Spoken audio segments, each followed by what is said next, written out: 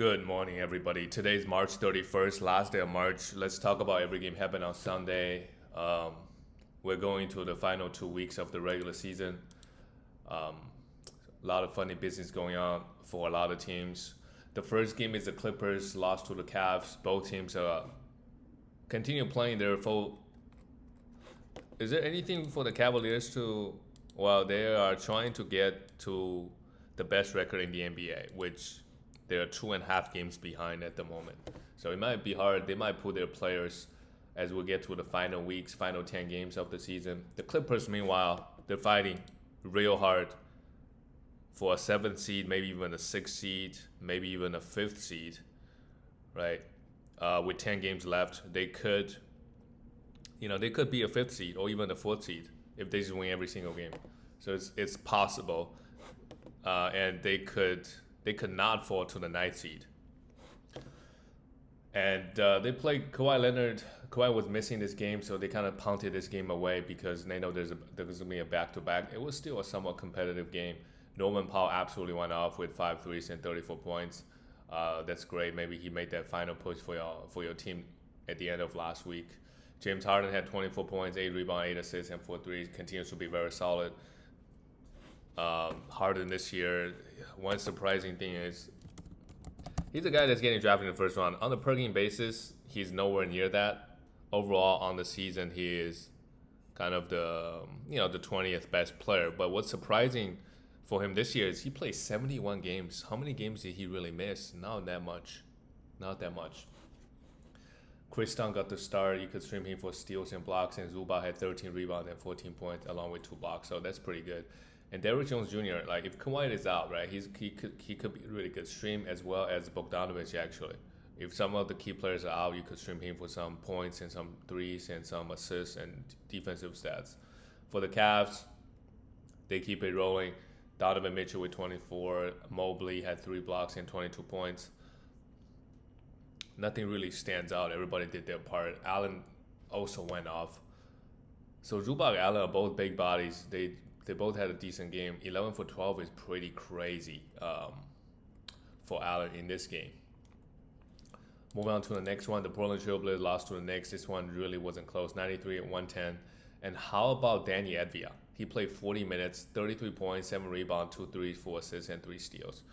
Yeah, he's showing a lot of flashes this year, but next year, is he a guy that you feel comfortable drafting?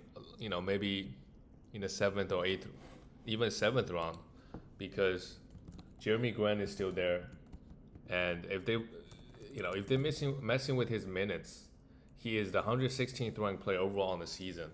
But I'm sure in the last month, let me see. Danny Advia. He's a 30th ranked player, averaging 23 points and 3 threes and almost 10 rebounds and 5 assists. Those are amazing numbers. Yeah, play huge minutes. So it just next year, to start off the season, are they going to play Jeremy Grant again? Then that's going to take away his minutes.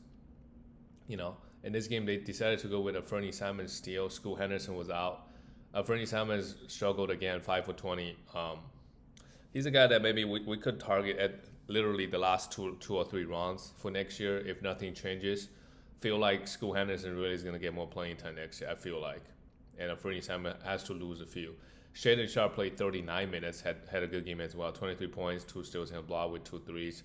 And Donovan Klingon played 33 minutes, 10 rebounds and 2 blocks. That's also decent.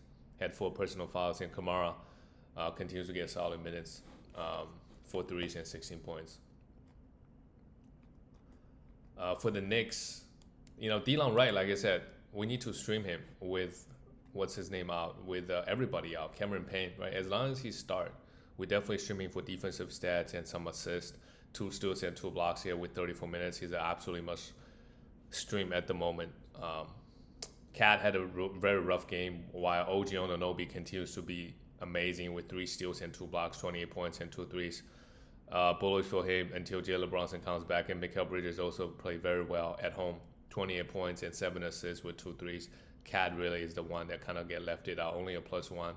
Cat has fallen off quite a bit since the hot start to the season. and Josh Hart had almost triple double as well. Yeah, the Knicks starters they are playing huge minutes and they're all putting up huge numbers. Cat plays just 32 minutes though. The next one really just was not close. The Golden State Warriors 148-106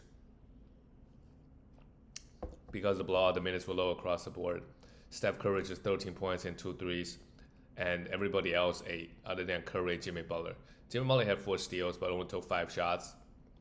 But if you look at it, Moody had 20 points with 3 steals and a block, 3 for 6 from the 3. Podziemski absolutely went off with 27 points and 7 threes.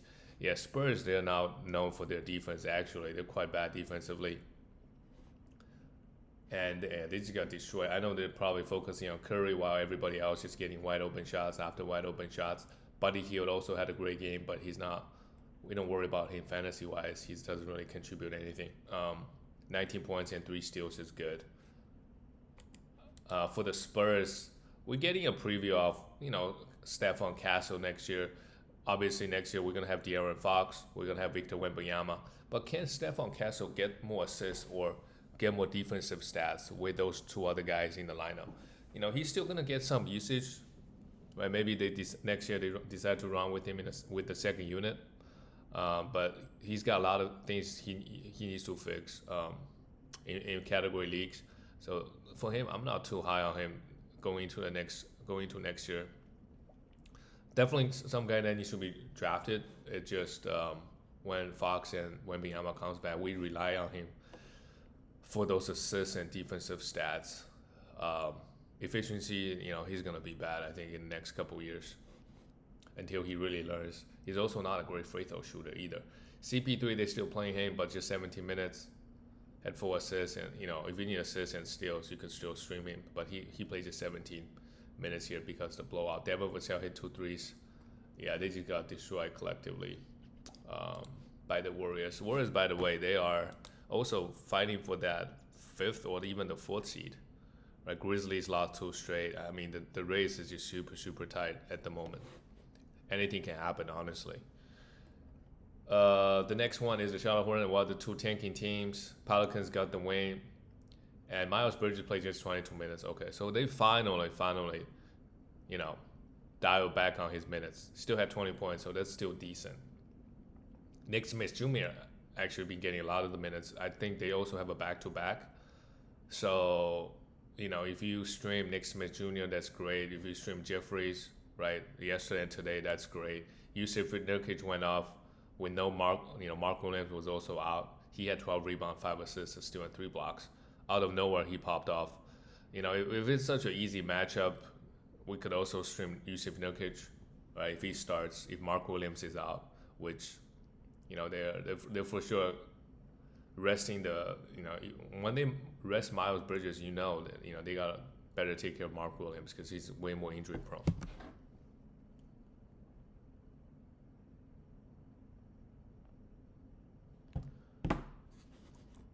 For the Pelicans, Kelly Olynyk, in my opinion, we need to roster him. He plays just 20 minutes, but I think the upset he's very, very good because he can contribute across so many different categories. Jose Alvarado, yes, they were resting CJ McCollum, so absolutely must roster. He had 4 assists and 2 steals, but you got to be careful of his low field goal. Had 12 points, and Elfrid Payton, right? We stream him if Jose Alvarado is also out. They started this guy Antonio Reeves, who had 5 personal fouls. If whoever they start at the shooting guard next game, right? It's worth a stream. Missy and Carlo, they're basically splitting the minutes at this point. If there's a back-to-back, you need some big man stats. We could stream both guys. So this is officially for the season. They're not playing CJ McCollum anymore as well. Maybe he comes back and play because he's healthy. So, but if he's out, right? A lot of guys. Jose Alvarado is a guy that I'll be prioritizing. Bruce Brown, I would also stream him. He had just 3 points, but 12 rebounds and still in 3 blocks. Right, 30 minutes of Bruce Brown could also be good in fantasy. And you're right, Jordan Hawkins was out. If Jordan Hawkins is healthy, I would also be streaming him. He could give you a lot of points and threes. Moving on to the next game. This game, there are 7 players got ejected in this game. Detroit lost to Timberwolves. Yeah, the Timberwolves style, they actually counter a lot of teams because they are just so big, so good defensively. right? And Detroit, they're also, I mean, obviously they don't have Kate Cunningham. So Tim Hardaway Jr. had a good game. Like, we need to stream him, and Malik Beasley obviously must roster because now the offense really falls on these two, right? They're gonna take a lot of usage. Dennis Schroeder should be getting a lot of assists as well. Had 11 assists here and 11 points. We also need to stream him until K comes back. Jalen Duren had a decent game, had 5 fouls, 11 rebounds, and a steal and 13 points. And Ausar Thompson, Tobias Harris is also out. So Ausar Thompson got a lot of minutes. Unfortunately, didn't really do a lot with it. But yeah, I would absolutely have Ausar Thompson in the short term, Tim Hardaway Jr., as well as Dennis Schroeder for some assists. For the Timberwolves, Anthony Edwards led the team with 25 points. Well, Julius Randle actually had 26 points. Anthony Edwards had a pretty good game, and Mike Conley had to play a few extra minutes because Dante and Nasri, but all these guys got ejected. Dante was having a great game, 2 threes, a steal, and 2 blocks before he get ejected. In my opinion, we should also roster him. He's just fantasy. If you need steals and threes, you just have to him. He gets you a lot of assists as well, actually. Not a lot, like 4 assists. That's decent. You know, Jaden McDaniels had 1 steal and 2 blocks, but really struggled offensively, 1 for 6. But also could be a very interesting matchup if the Timberwolves, let's say, end up playing the Rockets or even Denver, right? They have the bodies to guard Jokic. The next team is the Bucks. Their season is, obviously there's no Dame here. They lost 4 straight. This game Giannis played. Ricochet went off with 36 points and 5 threes, right? Hawks as a whole, they only shot 35%, but they scored 145 points. So the pace of this game is absolutely crazy. Okungwu continues to play super well, 13 points and 10 rebounds. Okungwu is a guy I'm pretty high on next year. Like, I think we could take, top 60, in a 60th or 70th pick, we could definitely draft Okungwu because next year he's going to get another year, right, playing with the starters. He's a guy that can contribute in so many different categories. As a center, as we can see, he also shoots threes. So the only worry with him is really maybe the bad free throws. That's about it. And he's not a horrible one. Dyson Daniels continues to they're just some cheat code on this team, man. Dyson Daniels, 5 steals again, 6 assists, and 9 rebounds, and 10 for 15 from the field. And Trae Young had 19 assists. Trae maybe just helps you win assists in a final day, right? That's entirely possible. Same thing with Dyson Daniel with 5 steals. Those are huge, huge numbers. And guys coming off the bench, Georges Niang plays just 15 minutes, but has 17 points. He can put up numbers quick in limited time. Caris LeVert has been also very solid coming off the bench. They basically got these guys. They traded away DeAndre Hunter to get, Terrence Mann and to get Caris LeVert. So I guess they felt like, Caris LeVert might be a better fit. DeAndre Hunter is also balling in Cleveland, though. So it's just interesting they make these type of trades. Well, both guys kind of have similar roles. Maybe Caris LeVert can make way better than DeAndre Hunter. For the Bucks, Giannis had 31 points, 9 rebounds, 5 assists. He obviously has to carry the load rest of the way. But the Bucks actually don't have that much incentive to play anymore. I'd be nice for them to get the 5th seed, actually. Then they play the Pacers. But, yeah, they're 2 games behind the Pistons. So, actually, yeah, they do have a lot of incentive. Because playing Knicks in the first round versus playing the Pacers, I think there'll be a big difference. But their championship hope is, with Dane out for season, and you look at the rest of the roster, right? Or Ryan Rollins is a must roster. Played 28 minutes, but he's going to be the starting point guard, right? 10 points, 5 assists, and 4 rebounds, and 2 threes is pretty solid. And they're giving Kevin Porter Jr. minutes too, but I think Ryan Rollins is going to get most of the minutes if he wasn't in foul trouble here, playing over 30. Brook Lopez, he can score a lot of points if he gets some usage, but only 1 steal and 1 block and only 5 points. He's just not getting the ball. Kyle Kuzma had a good game with 4 threes and 25 points. Moving on to the next game, we have the Toronto Raptors. This is also a funny season, 127-109. RJ played just 28 minutes, had 31 points, 5 rebounds, 5 assists with 4 threes. Very, very good. but it's tanking season. Scotty Barnes at night. Yeah, this is going to be the worry next year as well. We know what the Raptors are doing this year. If they're bad next year, they could be doing the same thing next year again, right? The top players only playing 20 minutes, right? And then guys like Emmanuel quickly, you don't even see them anymore. Jamal Shead had 9 assists, 3 steals and a block. That's also very, very good. I would definitely stream him if Emmanuel quickly is out. Same thing with Jacoby Walter. He can put up numbers. 17 points, 3 threes, 3 steals and a block with 8 rebounds and 4 assists. Amazing game from him. I would also roster him. And especially, RJ, if there's a back-to-back, right, RJ and Scotty Bomb, these guys could also be out. So there's just so much playing time opening up. And these guys can put up numbers. Jamal Shead and Jacoby Walter, both guys can put up pretty amazing numbers. Orlando Robinson, if you need rebounds, you could have him too. For the 76ers, Justin Edwards finally has a rough game. 12 points, but still has 7 rebounds, 4 assists. Still a must roster moving forward. And I think Jared Butler, we should also look at him if we're looking for some guard stats.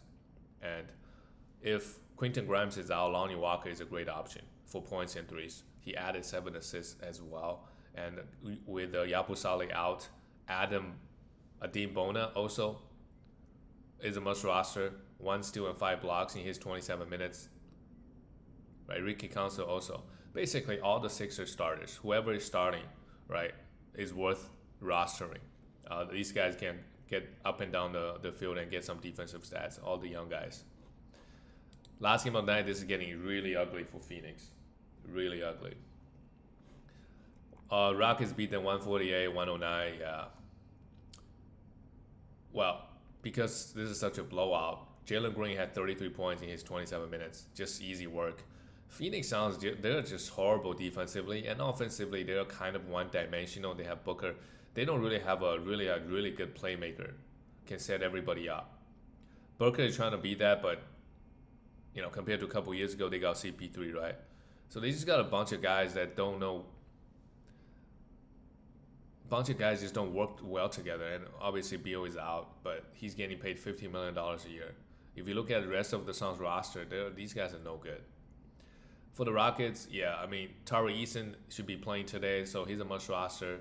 Amen Thompson, obviously a must roster, we already know, right? Guys like Jabari Smith Jr. could be streamed coming off the bench at 7 rebounds, 10 points. But not much going on fantasy-wise. Şengün had a decent game in his 26 minutes. For the Suns, KD also, I think, sprained his ankle. This is getting real ugly. But some of these guys, like this guy Colin, we should be rostering him in the short term for sure. With Beal out, they like him. He had a rough game here with 1 for 9. Booker had a pretty good game, but does it matter? He was a minus 26 anyway, right? The rest of the team just, you look at the roster, it's like, yeah, you have KD and Booker, but the team just does not fit well at all. Now looking back, it does kind of make sense when you're trying to put those 3 guys. They have a lot of overlapping skill set. And, as I said before, KD's numbers look really good. Offensive numbers and efficiency, but he just doesn't play make enough. So he's perfect like second or third guy. Third guy might be like, he's perfect second guy. We have somebody else, right, doing the heavy lift, playmaking and all that. And he just focus on playing defense and score. If you need a bucket, you can give the ball to him. But outside of that, from the, maybe the last 2 minutes you can give the ball to him, right? But the first 46 minutes, somebody need to drive the offense and play make. KD just not that guy. That's it, guys. I'll see you tomorrow.